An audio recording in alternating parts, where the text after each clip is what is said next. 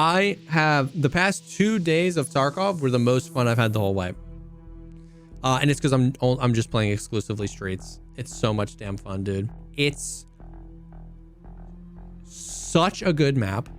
It facilitates such good PvP. It's got such good loot.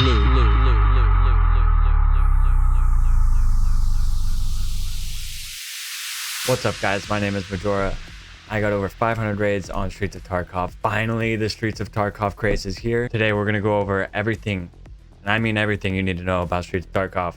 We got the routes you're going to do, the keys you're going to want to get, the profits you can make off the keys, where all the loot is, how to scav raid on it, Shooter Born in Heaven, everything you need to know about Streets of Tarkov. If you want to learn something specific, there will be chapters down below. You can skip through the video. Without further ado, let's get right into it.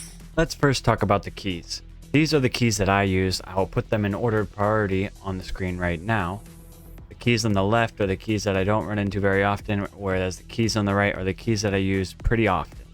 I will show you the location and what these keys have to offer when we get into the route section of this video. Shooter Born in Heaven is a quest where you need to get 3 headshots from 100 meters away on the Streets of Tarkov, as well as many other maps. Here are the best locations to get these headshots.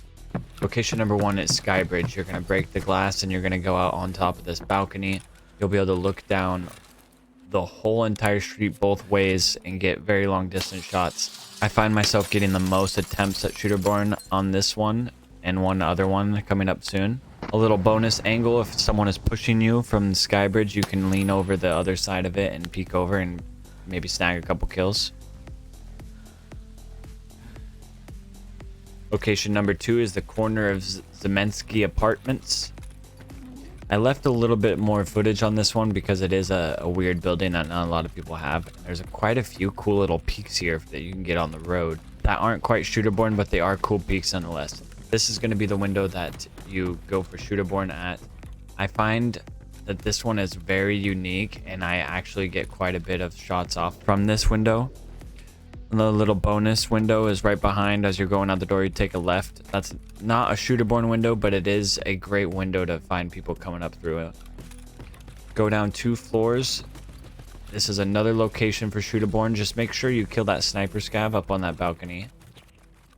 You can see myself getting a shot, almost getting a shot at some people, but my game decided to really lag on FPS.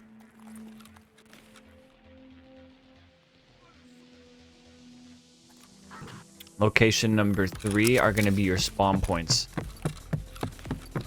This one and the one next to it are the one I get most frequently and able to get. I got 2 of my Shooterborn kills on these spawns. And when you do spawn here, you're going to want to get out of these doors quick and look so that someone's not holding you. The last spawn location is spawning up by Sewer River. And you could see someone who spawned in at Damaged House try to cross inside.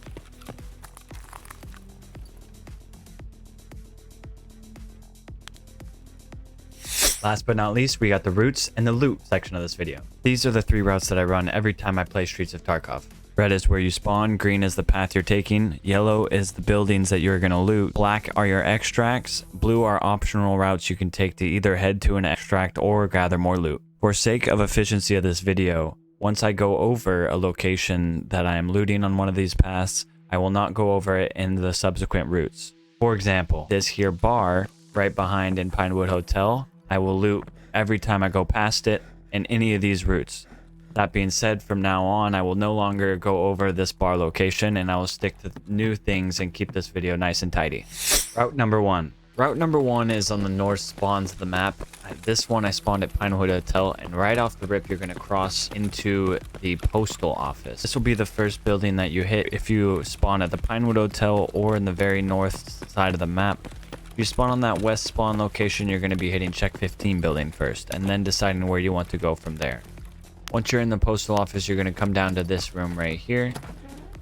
There's a rare spawn next to this piggy bank, and on the ground and on the chair. Then you're going to want to go into the cafe. After you get to the cafe, this is a good room to rush because you can catch people crossing, as I did in this video.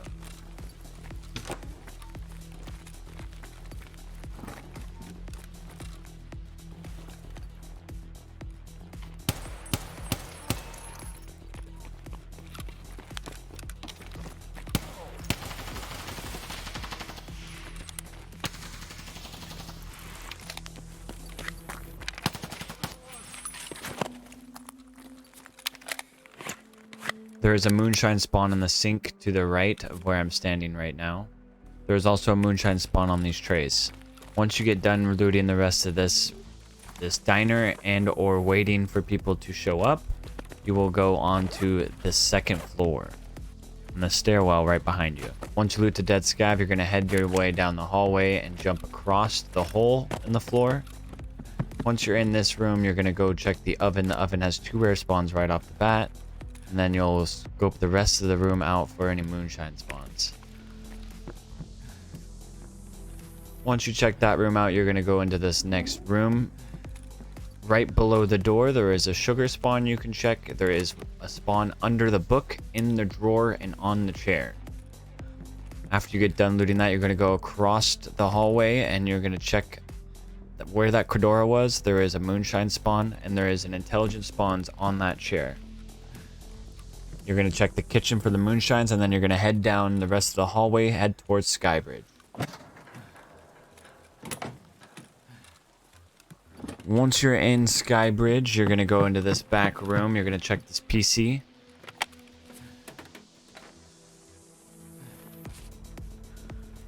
A rare spawn on the chair, to the right of the bed, on the bed, to the left of the bed, and on the desk behind you. After you finish looting that room, you're going to breach the door in the back of Skybridge and go down 2 floors into the apartment.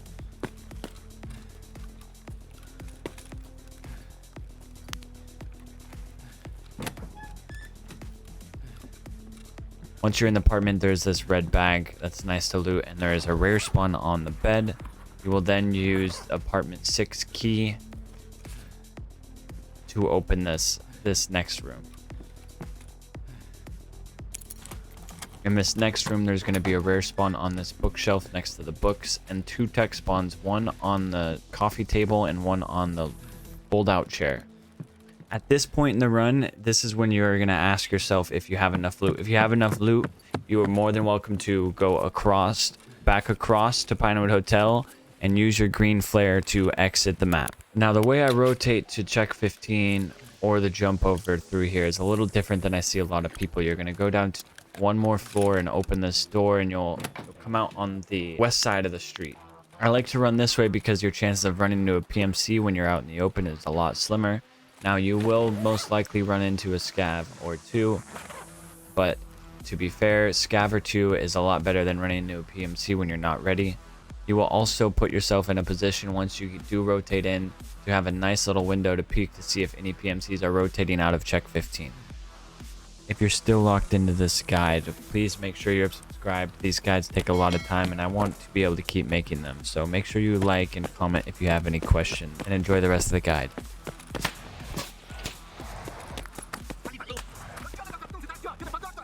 At this point, you could decide to jump over and skip CHEK 15 altogether if you have enough loot, or don't want to fight at CHEK 15 because it is heavily contested. Otherwise, here's CHEK 15 buildings loot.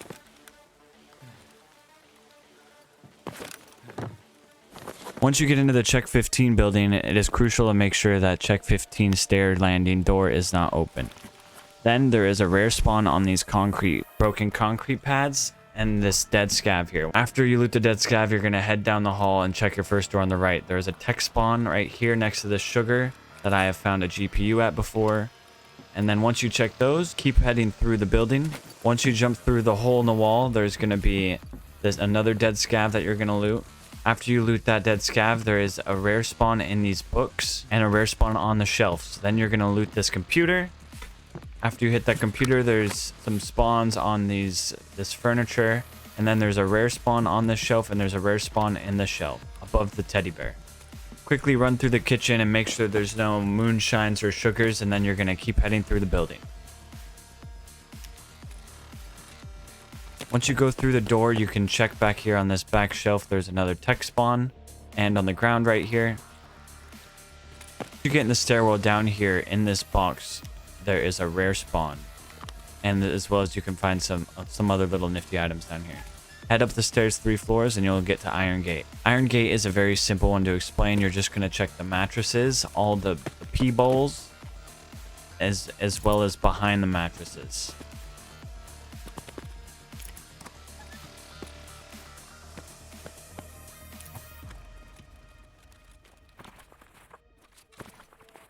There is also a spawn in the corner of this room.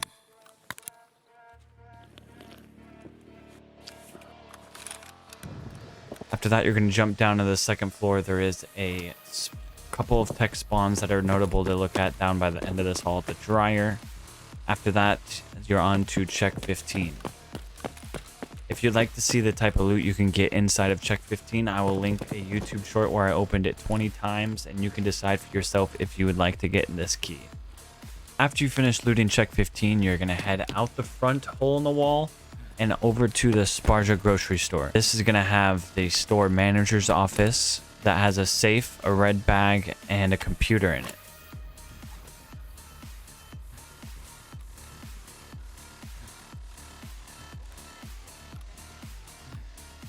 Once you're done looting that, you're going to head out the back of the store after hitting a couple of the red bags that are left in that building, and you are going to hit evacuation zone, extract, and you're out of there. On to route number 2. Route number 2. There is not a whole lot more to show on route number 2, being as this is basically route number 1, but in reverse. The couple exceptions are at the very beginning. Say you spawn in Concordia, you're going to hit Concordia 64 and Concordia 63. Once you get to this grocery store, there is a rare spawn in the back, as you will see on screen. Once you hit this rare spawn, you're going to go up the 2 flights of stairs. You're going to hit that dead scav, as well as open Concordia 64. Concordia 64 is fairly simple. There is 2 spawns below the bed, there is 2 spawns on the couch, and then there is a spawn on the left side of the bed and a spawn on the bed. Very juicy room. After that, you're going to go hit the store manager's room in the Sparja grocery store, and then you're going to hit CHEK 15 building. The only real difference is this is the route I leave CHEK 15. Well, I head straight down through the middle.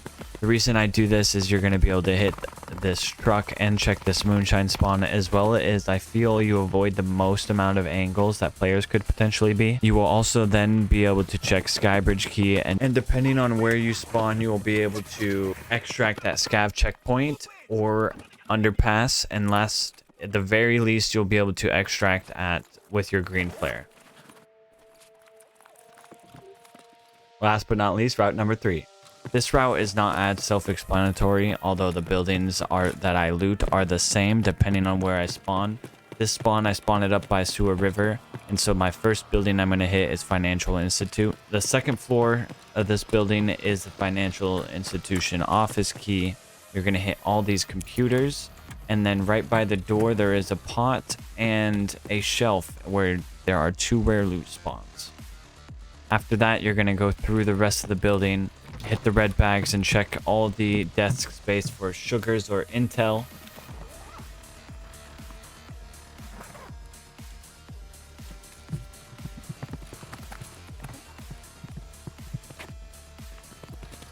Then you're going to check this office, which you also need a key for. I will show on screen. You will hit this computer and you'll hit this safe. And then you'll be headed to Abandoned Mark. Abandoned Mark room is just outside the south of this. I will show my pathing to there right now.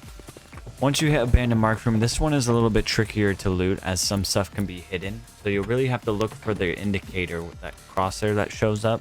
This was a really, really juicy room.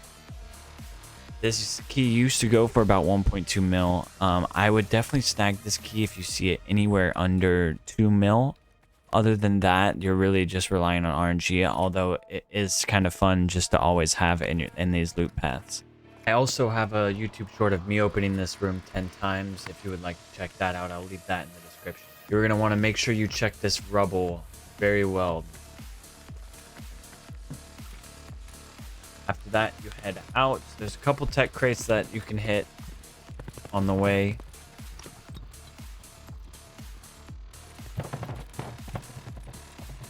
Hit this stash.